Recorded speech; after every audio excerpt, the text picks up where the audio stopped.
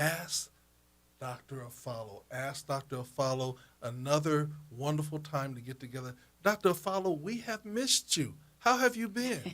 I'm doing great. Thank you, Dr. T.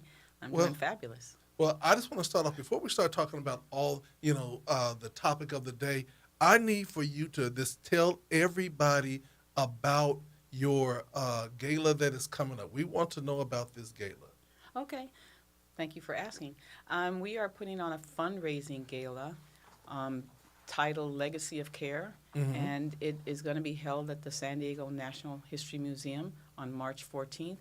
And the fundraiser is basically to help us continue doing the wonderful work that we do in southeastern San Diego, but for the entire San Diego County, and that is to provide free health screening, free wraparound services, and all the things that are available that we do at the Jackie Robinson YMCA. So this is our 9th year we're doing it, and now we're just, because funding streams have decreased with the new administration, that we find ourselves fundraising, and that's why we created this gala, so we could actually just ask our community partners to partner with us so we can continue the beautiful work for our participants, our community members, to really improve their health and make our entire community just a lot healthier.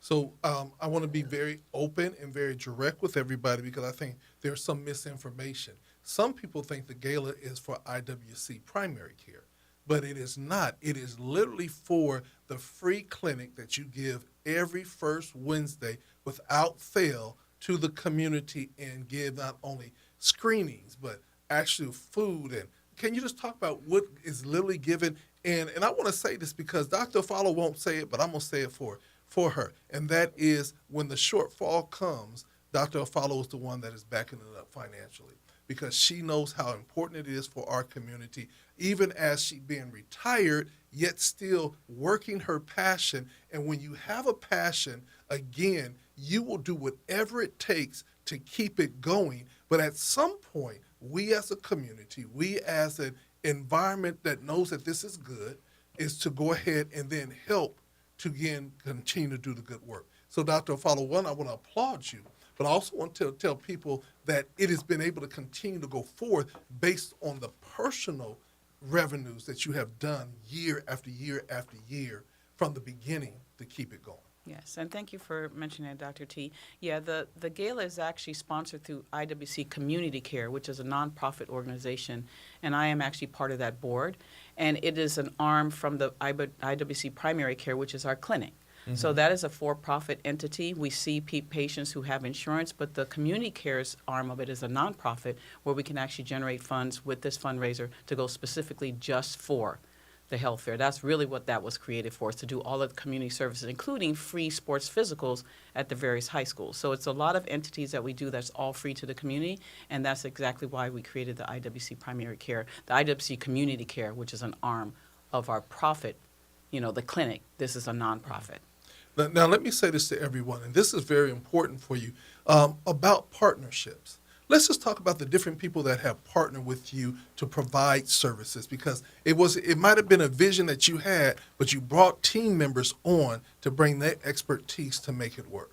Well, I would just say that for the services that we provide, there's two different entities. There's the vendors, which are all of the organizations, CBOs, the larger organizations like Kaiser, Sharp, Scripps, Family Health Centers, San Ysidro Health, UCSD, SDSU. There's so many entities out there, including the smaller CBOs. They're all there as vendors to provide their services free of charge. All of the educational resources that are available to them, including the county that brings on, all of the resources there for signing people up for CalFresh and SNAP benefits along with Medi-Cal. So we have tons of partners. And then the other partner is the manpower. So we have lots of organizations and schools that partner with us. That includes 3 or 4 nursing schools that send their nursing students there as a rotation to have clinical experience in the community setting. We have medical residents, nursing students, medical residents, MAs, nurse practitioners, physician assistants. We have community physicians. Some are retired Kaiser physicians, some are still practicing and just get the Wednesday afternoon off. We've got retired or newly retired cardiologist, Dr. Gillespie there, and some of the other community physicians. So we've got every level from physicians all the way down to the MAs, some in training, some completed their training, but they're all there for one purpose, and that is serve the community, educate them, and try to help them, consult with them, and try to help them make better decisions for their health. Now, Dr. Afflalo, I do want to say this, is that I don't believe this could have worked without a leader such as yourself.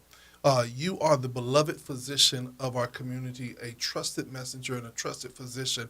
And I think that we have to literally consistently get behind, because you are literally not only doing this, but you're mentoring other people, that when you have to say, you know what, I'm going to step away, that it can continue on. And this is what this fundraiser is about, so that it can continue on no matter if you're at the helm or whoever's at the helm, it can continue on. So again, we applaud you. I heard that there were only 5 tables left. Is that true? Yes. Okay, so the cost of, if you just want to get a seat and come in, how much is that cost going to be? Tell the people so they know. Yes, it is a fundraiser, so Yes. it's going to be more expensive than your typical gala that does presentations for awards. This is truly the fundraiser, and the tickets are $300 a seat and $350 for the VIP. There you go, $300 a seat and $350 for VIP. So let me tell you how to do it now. Let me tell you how to do this, because, see, we know how to make this work. Now, you might not be able to take the whole entire family, but you can get a family representative. So I'm going to tell you what you do. You go get, Eric, you follow me on this one? Okay. You go get 6 of your friends, right? And then you ask 6 of your friends to give you how much, Eric? $50, right? $50 a piece. You get 6 of your friends to give you $50. Now you got 1 seat. Now, if you want to really make it work, get 12 of your friends, just like the 12 tribes, and you go get 12 of your friends. Now you can bring a date. Now, I want you to know that this is the way that we do it. So I want to encourage you all, come out, be a part. And again, if you've never gone to a fundraiser, a gala, it is a sight to see. You get to dress up, you get good food, you get all of the wonderfulness, but more than anything else, you're doing it with purpose. And so I just want to be a voice and say I congratulate you. Everything I've been seeing has been absolutely amazing. And I do want to say that because this fundraising gala is a little different, there is no award ceremony, we are actually going to premiere the documentary about the legacy of my care from early stages through my whole training and Kaiser experience for 25 years and then into the community. So it's going to be showcasing that. We do have the trailer on YouTube and on our website, so you might want to go and check it out. I definitely want to check that out. And, I've been a Kaiser person for over 40 years, and I'm just kind of upset that I didn't know that you was over there, because I could have been, I always be calling, yes, who's the black doctors on staff? I need black people, because, and they never said, well, we have a Dr. Afflalo. And then when I finally heard about it, oh, she's wonderful, but she's not in this area. I'm like, wow. Well, Dr. Afflalo, thank you so much. Thank you. And thank you for doing this show once a month, Ask Dr. Afflalo. Well, tonight, let's get to the topic at hand. Okay. Take it away. So March, you know that we always speak about the upcoming health fair. March focuses on colon cancer awareness. And so we do want to focus that. Obviously, we're always there each month providing services for every single health condition that we can see, but we want to bring awareness to the fact that colon cancer seems like it's getting more prominent, or we're either diagnosing it earlier, but we want people to be aware of some of the symptoms that can occur. And so I have a guest here that I want to introduce in just a minute.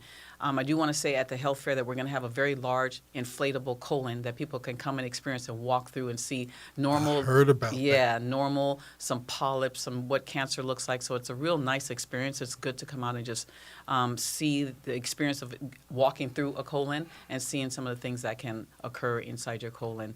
And so it's an educational process, but I want to make sure that people are aware that colon cancer is prevalent. I'm sure someone in their circle may have either been diagnosed with some precancerous polyps or cancer itself. And as I mentioned on this show before, that my brother died at 39 from colon cancer, contracted it at 35.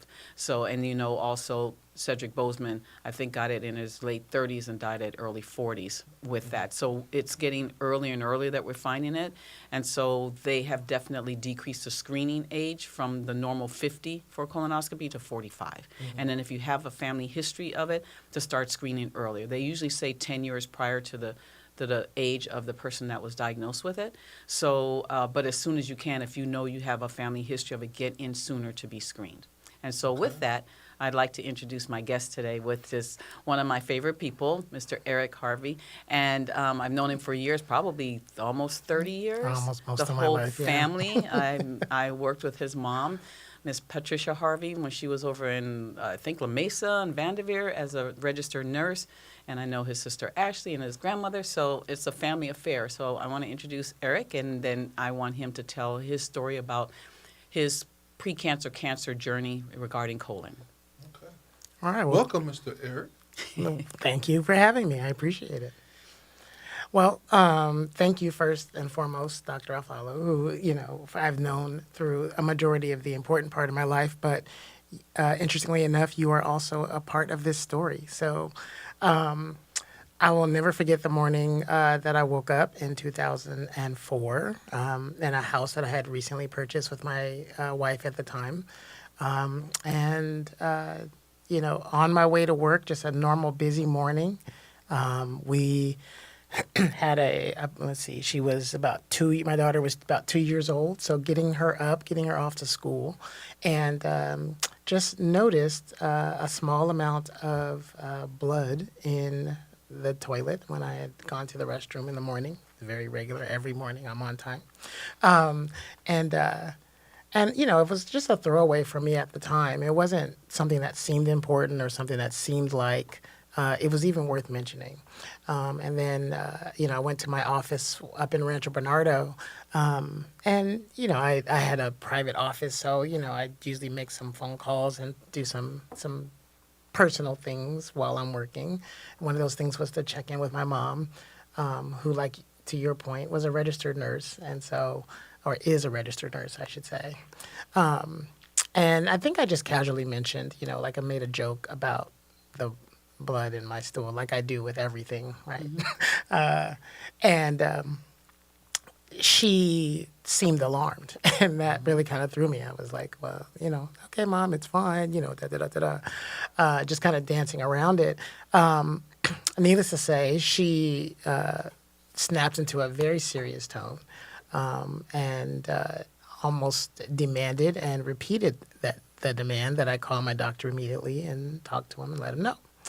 My doctor at the time, highly qualified. I have nothing disparaging to say about him. He was the former chief of medicine at Kaiser, I believe, just before you, I believe, Yes. if I remember correctly, yeah. And so, well qualified, spoke to him, and he pretty much